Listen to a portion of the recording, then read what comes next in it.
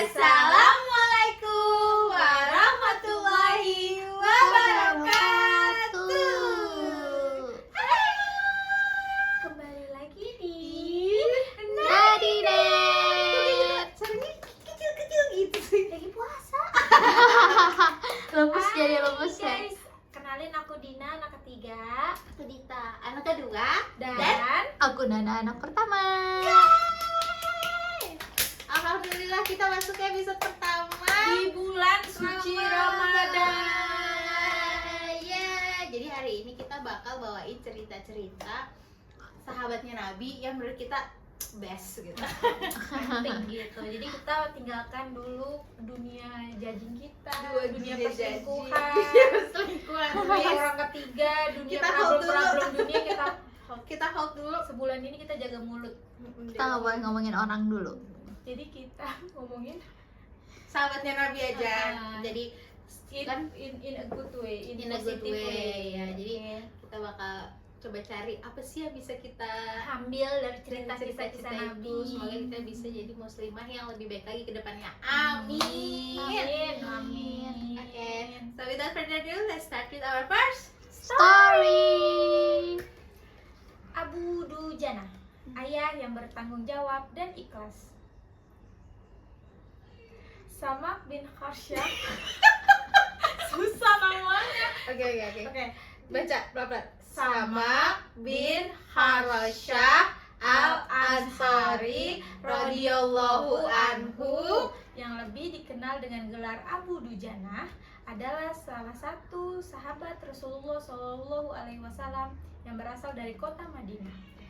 Ia termasuk di antara kaum Ansyar yang pertama memeluk Islam. Abu Dujana tidak dikenal sebagai pejuang, tidak hanya dikenal sebagai pejuang, tapi juga sebagai ayah yang hebat dan bertanggung jawab. Abu Dujana seorang sahabat yang ketika selesai sholat selalu langsung pulang dan tidak membaca doa. Ia pun tidak menunggu agar Rasulullah selesai membaca doa. Beliau terlebih dahulu. Perilaku Abu Dujana ini pun kemudian dirasakan oleh Rasulullah SAW. Sehingga suatu saat beliau bertanya kepada Abu Dujana, "Apa yang menyebabkan engkau berperilaku demikian, wahai Abu Dujana?" Abu Dujana selanjutnya menjawab, "Ini karena ada pohon korma yang menjuntai di pekaranganku. Pohon itu bukan milikku, jadi aku buru-buru membersihkannya dan kurma itu aku serahkan kepada pemiliknya, yaitu tetanggaku. Aku melakukannya tanpa sedikit pun diberi dan mengharapkan imbalan. Hal ini aku lakukan juga agar anak-anakku tidak memakan kurma tersebut, karena kurma itu tidak halal untukku dan keluargaku. Tetapi suatu ketika aku melihat anakku sudah lebih dahulu bangun dan kulihat dia tengah memakan kurma tersebut. Oleh karena itu aku datangi anakku dan lekas aku masukkan tanganku ke mulutnya agar bisa mengeluarkan kurma tersebut dari mulutnya. Namun saking kencangnya anakku menangis berenang air mata. Begitulah ya Rasulullah, jelas Abu Dujana." Mendengar kisah itu, Rasulullah seketika menangis dan kemudian beliau memanggil pemilik pohon kurma itu kepadanya. Rasulullah berkata, "Maukah engkau jika aku memintamu menjual pohon kurma yang kamu miliki itu kepadaku? Aku akan membelinya dengan 10 kali lipat dari harga pohon kurma itu." Begitu tawaran Nabi, namun lelaki yang dikenal sebagai seorang penjual yang munafik itu lantas menjawab dengan tegas, "Aku tidak pernah berdagang dengan memakai sistem jatuh tempo. Aku tidak mau menjual apapun kecuali dengan uang kontan dan tidak pakai janji." Di tengah proses itu, tiba-tiba Sayyidina Abu Bakar As-Siddiq radhiyallahu datang. Ia lantas berkata, "Ya sudah, aku beli dengan 10 kali lipat dengan harga kurma yang paling bagus di kota ini." Mendengar ini, pemilik kurma tersebut berkata kegirangan, "Baiklah, aku jual pohon ini kepadamu." Setelah sepakat, Abu Bakar segera menyerahkan pohon kurma itu kepada Abu Dujana. Pada saat itu juga Rasulullah kemudian bersabda, "Hei Abu Bakar, aku akan menanggung gantinya semua untukmu." Mendengar sabda Nabi ini, Abu Bakar merespon dengan bergembira bukan main. Begitu pula Abu Dujana. Melalui kisah ini kita belajar pentingnya peran orang tua dalam membentuk karakter anak. Abu Dujana adalah contoh sempurna dari orang tua yang bertanggung jawab dan takut kepada Allah dalam mendidik anak-anaknya. Kisah ini menjadi inspirasi bahwa Islam menuntut setiap orang tua untuk mendidik anak mereka dengan akhlak yang baik. Abu Dujana akhirnya wafat pada tahun 11 Hijriah setelah mengorbankan dirinya dalam berjuang di jalan Allah. Semoga Allah meridoi dan mewariskan semangatnya serta dalam membela agama kepada umat-umat Rasulullah. Ampun, kadang-kadang gue tuh suka malu gitu, maksudnya gila kalau dibandingin sama Kita ya, kita terus sama mereka gitu. Maksudnya anaknya sendiri makan kormanya tuh kayak di itu kan pada jatuhnya kan ke Kepekarangan. pekarangan kayak soalnya sebenarnya kan kalau dalam Islam juga nggak sih kalau seandainya buahnya ke kita tuh bisa jadi hak kita gitu, kita. tapi segitu berhati-hatinya ya.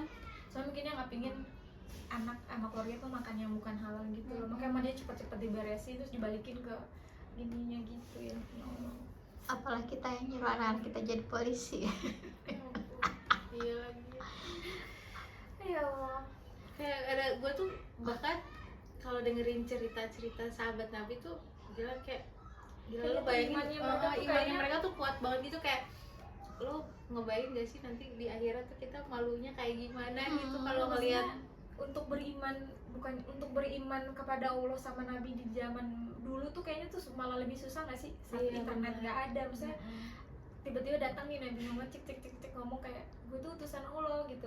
Apa yang membuat lo tuh bisa percaya kalau dia tuh bener gitu? Itu kan berarti kan iman lo kan bener-bener di, maksudnya lo harus entah lo harus iman lo yang Iya. kuat banget, Iya. entah keyakinan apa Iya, yang lo betul. taruh gitu kan. Maksudnya Iya, iya. Mungkin kalau zaman sekarang gitu ya, terus tiba-tiba kalau seandainya kita, maksudnya di zamannya Nabi Muhammad, terus tiba-tiba ada orang bilang kalau seandainya gue kasih tahu lo kalau gue nerima wahyu, mungkin kayak Lia Eden gitu nggak sih, kayak Iya tiba-tiba nggak, aneh. kayak apaan sih, nggak jelas banget. Kayaknya dulu sama sekarang tuh apa gimana ya? Jadi kalau kayaknya dulu tuh lebih tabu gitu nggak sih? Iya pasti. Kayaknya kayak terus dengar kisah-kisah sahabat Nabi tuh yang bener-bener sama Nabi tuh kayak yakin, sayang, yakin, rela nggak berjuang ada- gitu-gitu, nggak ada apa, keraguan nggak nggak ada sedikit keraguan pun. sedikit pun Masya itu maksudnya Allah. imannya tuh sekuat hebat apa gitu, gue ngiri banget sih. Iya. Bayangin anaknya gitu makan korma, buahnya juga sebenarnya udah ada di pekarangannya dia. Istilahnya udah gitu. jatuh kan, kayak kita kan nemu buah jatuh kadang kan ambil udah aja jatuh gitu. kan. Sampai dia tuh nggak mau apa, selesai sholat tuh nggak mau berdoa bareng Rasulullah gitu karena takut anaknya di rumah makan korma yang bukan miliknya, yang bukan haknya. Ya Allah. Gue malu banget tau gak. Kita waktu ya sholat masih kadang-kadang aja belang bentong gitu, terus apalagi mereka, aduh Masya Allah. Pembelajarannya ya gitu sih, misalnya Kita kita tuh- punya anak, misalnya Kita tuh harus benar-benar making sure kalau nggak anak mungkin apa semiskin atau nggak punya apa, pastiin kita tuh ngasih makan anak masih tuh anak sama insya Allah di jalan yang halal aja gitu. tuh koruptor. Alhamdulillah. Iya, cuma kayaknya dengan keadaan Indonesia saat ini gitu loh deh, Iya sih. cannot help it but do it gitu, Iya kayak bener malu banget. dong, malu. Ya, Allah, ini sekarang cuma kayaknya lebih ya kan? kekayaan tuh kayaknya lebih Maksudnya- penting dari akhlak atau apa. Sekarang Ya. tuh akhlak tuh kayaknya udah nomor sekian daripada ini. Iya. Pokoknya kita sebagai kakak adik kita harus saling menjaga satu sama Iya. lain, Harus untuk saling saling Harus saling mengingatkan. mengingatkan. Kalau seandainya harus guys Guys. Jangan pokoknya kita guys, jadi guys, polisi jangan satu guys. sama lain, kita harus saling menjaga, jadi nanti di akhirat tercintanya sama Allah kita menjaga satu sama lain untuk apa, pokoknya saling Tetap di ingetin jalan untuk Allah, tetap berusaha untuk- sekuat mungkin ya Allah Di jalan yang lurus. kita bersaksi. Gitu. Semoga Semoga kita dengan selalu cerita ini ya. ya, semoga kita selalu di jalan Amin. Allah, selalu dijaga sama Allah, selalu diridhoi buat ada di agama ini ya Allah, bener deh. Kayak Sebetulnya hebat juga mama kita ya, iya sih. ngegedein kita sendiri, tapi nggak, maksudnya papa dulu kan nggak ngebolehin mama kerja, terus papa meninggal secara tiba-tiba, mama nggak ada kerjaan, nggak ada apa, bingung kemana-mana. Tapi kita tuh, mama tuh lebih milih buat kayak Kerja jadi cuci piring di rumah orang instead of, mungkin banyak namanya perempuan yang mungkin kan banyak celahnya lah. celah Kan buat mama ngelakuin juga hal kayak- yang mudah mama juga gitu. kayak gini ya, apa pernah kan ngomong kayak kalian tuh bersyukur mama tuh ngasih makan kalian halal, mama di apa di yang mama bingung, mama tuh nggak melacur, mama ngomong Iya, gitu. mama ngomong gitu. Ah. Mama maksud. Dan kita tuh waktu kita kecil bertiga, soalnya kita tuh buat konteks aja. Jadi kita tuh mama tuh 5 tahun punya kita bertiga gitu. Jadi Papa tuh meninggal papa pas tuh kita meninggal masih pas kita masih kecil. Nah, kita tuh pas lagi kecil suka makan sayur-sayur dikasih sama tetangga Iya, gitu jadi yang mama cepat kayak- dipanasi. Jadi mama tuh bantuin di rumah orang gitu. Cuman kita benar-benar kayak Cuman alhamdulillahnya emang bener Tapi mama ngejaga bersyukurnya kita mama sih. tuh kayak lebih kayak misalnya gimana ya, even gak punya tuh lebih milih buat ngasih tau ke anaknya kayak keadaan kita tuh emang kayak gini, jadi nggak dilebih-lebihin Nggak gitu loh, nggak yang dilebih-lebihin. ngada-ngadain. Dan itu tuh menurut gue yang bikin kita tuh tahu loh, oh kita tuh cukupnya begini, nggak apa-apa lah Iya, kita. jadi Jadi kita kayak lebih juga bisa nggak nerima neko-neko. keadaan kita gitu loh. Sampai sekarang pun bener. jadi kita nggak neko-neko yang nggak suka ya nggak suka apa. Jadi menurut gue mama Oke mami, is a good. tapi yang film. Jadi Kita lanjutkan ke cerita selanjutnya. hindari hal-hal yang berbau tidak halal ya guys. Iya. Ya kalau pengen anaknya baik, kita harus lebih mencontohkan dulu kalau kita harus yang berubah Iya. jadi baik. Kalian tahu nggak sih? Gue mau cerita sedikit ceritanya orang tuanya ini Ustadz Adi Hidayat. Oh. Itu mamanya tuh benar-benar kayak cuma semua pakaiannya tuh dijual buat Ustadz Hadi Hidayat supaya pas dia lagi menuntut ilmu. Makanya Ustadz Hadi Hidayat bilang pokoknya tuh mamanya tuh benar-benar ngejagain, pokoknya mama nggak apa-apa hidup berkurangan gitu maksudnya. Soalnya kayak Ustadz Adi tuh pernah buka buka lemari ibunya tuh pakaiannya semuanya nggak ada yang bagus. Makanya Ustadz Adi cerita sambil nangis, terus dia bilang, saya bersumpah pokoknya mulai saat ini mamanya minta apa aja pokoknya ayo udah bersatu, ayo karena dia tahu gimana perjuangan ibunya ngasih dia orang ini yang halal. Sampai beli ayam aja tuh dia maunya beli ayamnya hidup, pengen mastiin kalau anak itu ayamnya benar-benar dipotong dengan nama Allah segala macam. Jadi kayaknya tuh penting banget kayak buat berhati-hati menjaga, maksudnya mastiin anak-anak kita makan dari hal-hal yang halal dan yang hal-hal yang baik. Kalau enggak kan kita kan sering makannya kan halalan dan toibah, jadi nggak cuma halal doang tapi yang baik gitu. Makanya kayak itu penting banget buat mastiin kalau anak-anak kita tuh makannya itu supaya kita bisa menghasilkan anak-anak yang soleh dan soleha dan juga pandai gitu. Sebetulnya cerita-cerita Nabi yang dulu tuh masih relevan sampai sekarang gitu. Iya pasti. Relevan Pasti. banget. Jadi kayak ceritanya tuh nggak bakal ada habisnya. Contoh tadi kan Abu Dujan gitu. Iya. Jadi ya Semoga mungkin kita lebih bijak Amin, sama apa yang amin. kita masukin ke badan kita guys, apalagi buat anak. Betul. Jika kau ingin punya anak yang Sangat baik. berhati-hati. Oke, lanjut ke Cerita Selanjutnya. Kisah Sya'ban, sahabat Nabi menyesal saat sakaratul maut. Sya'ban radhiyallahu adalah sahabat Nabi yang dikenal karena kesederhanaannya, ketaatan, dan kisah uniknya memilih tinggal jauh dari Masjid Nabawi untuk memperbanyak pahala langkah saat sholat berjamaah. Sya'ban, namanya tidaklah menonjol layaknya para sahabat lainnya seperti Abu Bakar, Umar bin Khattab, Utsman bin Affan, Ali bin Abi Thalib, dan lainnya. Sahabat Sya'ban memiliki kebiasaan unik yang selalu beliau jalani sepanjang hidupnya. Kebiasaan itu adalah beliau selalu hadir dalam masjid sebelum sholat fardu berjamaah dimulai. Sya'ban selalu duduk di sudut masjid sambil beriktikaf. Alasannya ia memilih sudut ruang masjid bukanlah supaya mudah untuk tidur sambil senderan, tapi agar tidak mengganggu jamaah lain saat ia ingin beribadah.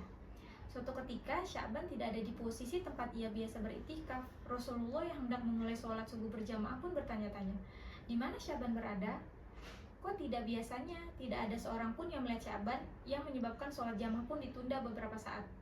Setelah beberapa waktu dan tidak ada tanda-tanda kehadiran Sya'ban, Rasulullah pun segera melaksanakan sholat jamaah subuh.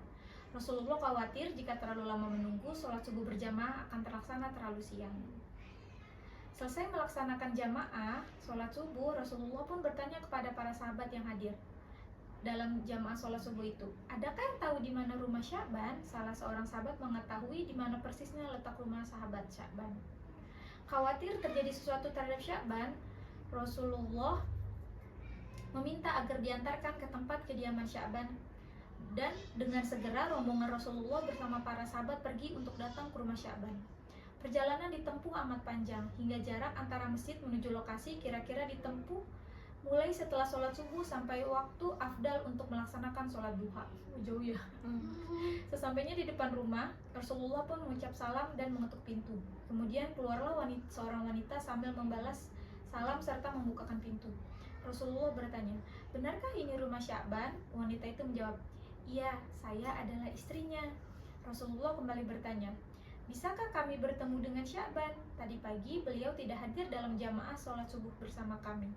Wanita itu menjawab sambil menitikkan air mata di pipinya, mohon maaf ya Rasulullah, beliau sedang meninggal pagi tadi, tepat sebelum azan subuh. Innalillahi wa inna ilaihi raji'un. Beberapa saat kemudian wanita itu bertanya kepada Rasulullah, "Ya Rasulullah, ada sesuatu yang ingin saya sampaikan kepada engkau." Rasulullah pun menjawab, "Silahkan, apa yang hendak ingin engkau tanyakan?" Wanita itu berkata, "Tadi sebelum ia meninggal, ia berteriak 3 kali dalam kalimat yang berbeda."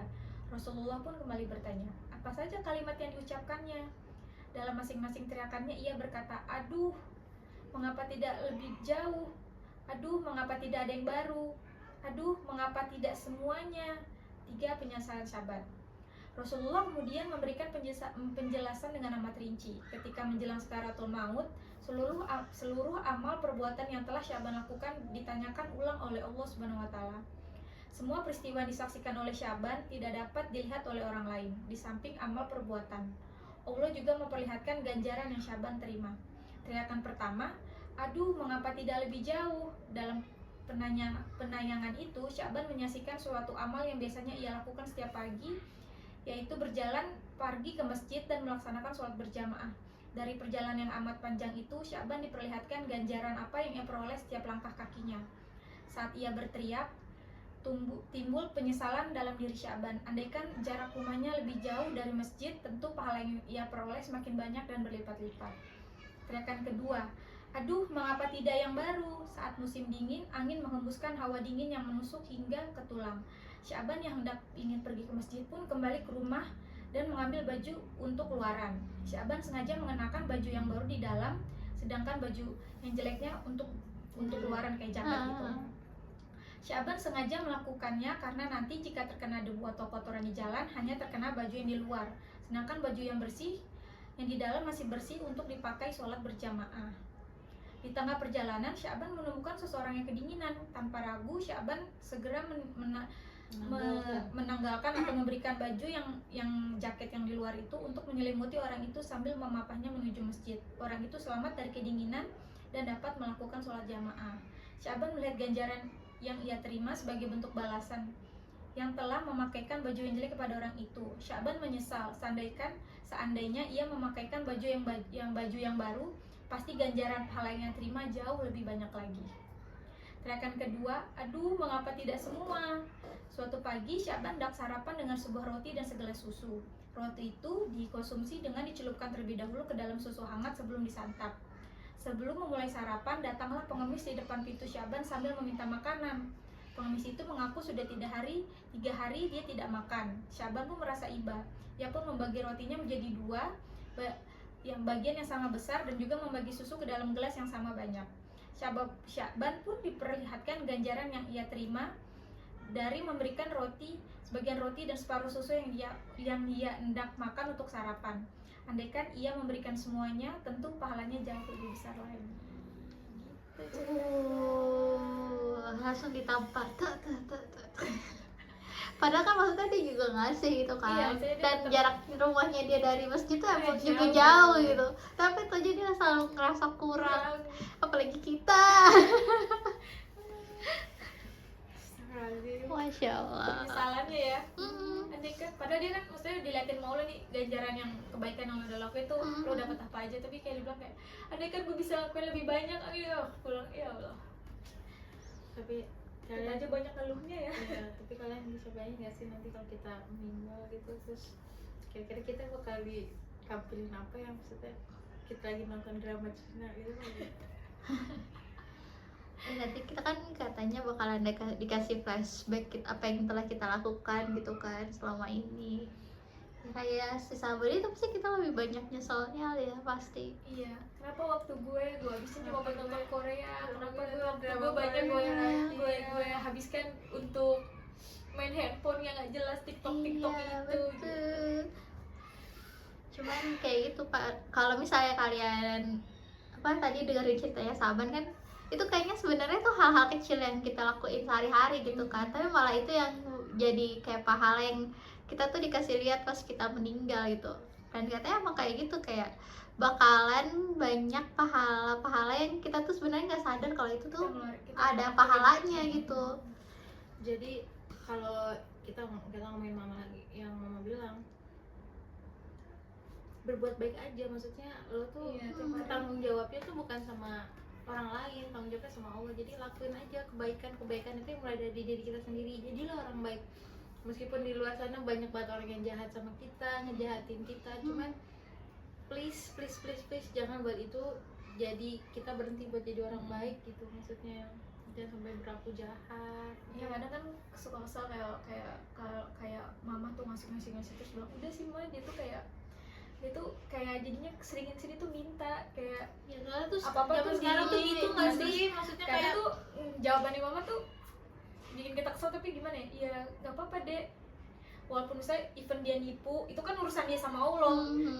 Ya urusan pahala kita kan sama urusan Allah, kayak kita ngasih Allah juga bakal hitung itu sebagai pahala. Jadi lo fokusnya hubungan lo sama Allah aja, bukan hubungan dia Iya, cara sama, duitnya ha, kenipu atau gimana, itu mah urusan dia sama Allah. Tapi kan kadang kalau kita ngedenger secara langsung kan kita kayak kesel kayak tapi lo data dia tuh nipu iya, jadi gitu. tuh soalnya tuh kita tahu, maksudnya yang soalnya gue tau, maksudnya yang ngemis tuh datang tuh orangnya tuh masih kuat gitu, kayak tapi dia tuh kayak bener-bener ibu minta duit dong, terus Iya, mama kayak tuh gitu. selalu kasih, ibu minta duit, terus kita tuh sebagai anak kayak Kesel gitu. Mah, banyak kita orang tuh yang- capek lo cari duit. kita tuh capek loh nyari duit, kenapa sih? tapi kadang jawabannya mama Kesannya tuh kayak mama, gitu. ya jadi kesannya tuh kayak mama tuh nggak menghargai uang gitu, cuman ya Iya, tapi kalau Kalau kita kalau step lagi back, ngedengerin yang lagi iya. dalam marah terus sama itu emang bener, maksudnya even dia nipu ya itu urusan dia sama Allah kan.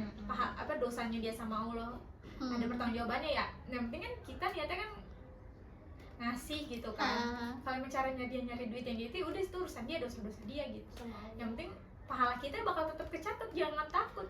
Ya, apalagi Allah maha adil. Iya kan, pas kalau kita denger pas kejadian itu tuh sudah kesel banget, tapi pas sudah kita flashback lagi baik-baik tuh kayaknya iya benar juga gitu kan, kita nggak bisa ya udah gitu, tetap di pahala kita tetap dicatat.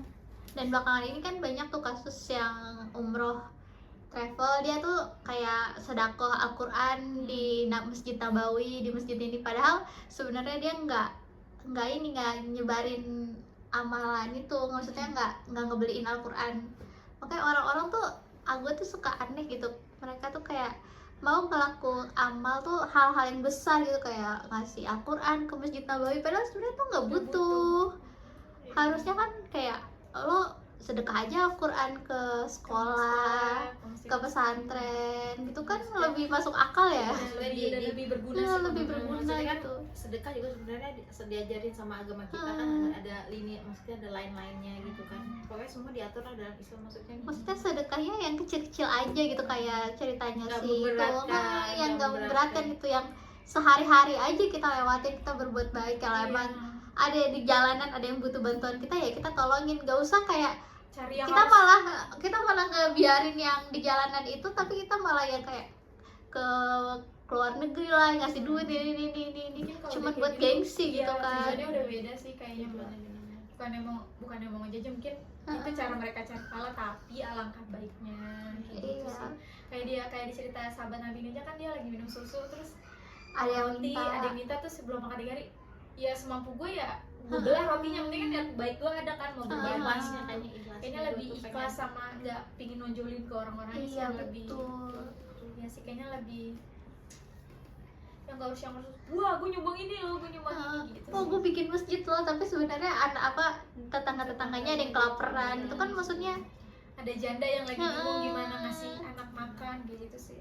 Kayaknya lebih baik tuh ya baik lagi lingkar kehidupan lo dulu, gitu, nggak usah sampai bener. jauh-jauh yang kemanapun gitu sih. Ya, semoga kita diridhoin sama Allah buat tetap jadi orang baik, Amin. melakukan hal-hal yang baik meskipun kecil ya. Mungkin kita maksudnya kita belum kaya, maksudnya kita belum bisa bantu yang besar-besar, cuman mungkin dari sekitar kita kecil-kecil mungkin kita bisa bantu. malah hal-hal kecil itu yang bakalan Kadang jadi ditumpuk-tumpuk, amalan yang kita ditumpuk. tidak terduga gitu di akhirat nanti. Nanti mungkin pas di akhirat kita nggak ingat, tapi ada hitungan, apa gue pernah ya lakukan kebaikan ini kayak gitu kayak mungkin senyum ke orang yang mungkin dia lagi cemburu terus kita senyum, terus ternyata harinya jadi lebih baik karena kita senyum atau nyoba nanya kabarnya dia, tuh bisa jadi pahala juga. So ya intinya Iya, sih makanya tetap jadi orang baik, jangan Selalu betul. pokoknya nggak ada hari yang buruk, maksudnya seburuk apapun hari lo pasti kita tuh harus lihat yang kecil-kecil yang bisa kita syukuri setiap hari. Semoga kita jadi orang yang lebih baik, lebih bersyukur. Terus kita juga karena kita ngerasa konten sama diri kita, bersyukur dengan apa yang terjadi di diri kita juga bisa jadi lebih ikhlas membantu orang lain kecil-kecil. Kalau misalnya kehidupan sehari-hari tuh, kalau misalnya kita mau ngelakuin sesuatu tuh dipikir nanti di akhirat ditanyain lagi gak sih sama Allah, nanti ditanyain gak sih sama Allah. Kayak misalnya abis makan nih di fast food kan banyak banget orang tuh yang ngapain sih ngeberesin, tadi juga diberesin sama pegawainya. Loh enggak loh, ini tanggung jawab gue sama Allah gitu kan. Kayak ini tuh gue yang ngotorin ya, gue bakalan beresin gitu. Jangan sampai nyusahin orang lain gitu kan. Itu dari hal-hal kecil-kecil yang kayak menurut gitu kalian aja sepele gitu. itu malah kayaknya tuh itu bakal lebih berguna gitu nggak sih? Kayak cara kita memperlakukan sesama manusia gitu. Kalau ada berita-berita tuh jangan cepet-cepet ngetik-ngetik kata-kata yang kasar gitu. Mungkin menurut lo bener, tapi kan lo juga harus mikir kayak perkataan gue nyakitin nggak ya, ini gue gini nggak ya. Nanti kita tetap bakalan dihisap itu omongannya. Bentuk Ketika iya, bentuk komen nanti lo menurut lo akan hapus sejam 5 jam, tapi itu udah kecatat. Soalnya kan di sini ada Niat. di sini kita ada Kan malaikat, kita ada ada mencatat malaikat. hal baik dan hal buruk. Jadi kita juga, gue sama kakak gue juga bukan orang yang baik, tapi kita akan selalu mengingatkan kalian untuk tetap berbuat baik Meskipun banyak Betul. orang Jahat di luar sana. itu udah, tapi itu tuh kebaikan udah basic, Mulai dari diri kita sendiri. itu udah basic kita sebagai manusia guys. Jangan cepet lah menyebarkan kebencian ini apa-apa. Oke? Betul. Oke. Episode 1 segitu dulu. Gimana, kalian suka apa enggak sama cerita ini? aku sih happy banget sih sama ini. Kita akan kembali minggu depan, kita akan kembali dengan cerita sahabat-sahabat lainnya. Betul. Tadi tetap Betul. saksikan, semoga puasa ini menjadi puasa yang lebih baik. Amin. Bayar zakat fitrah jangan lupa. Lupa.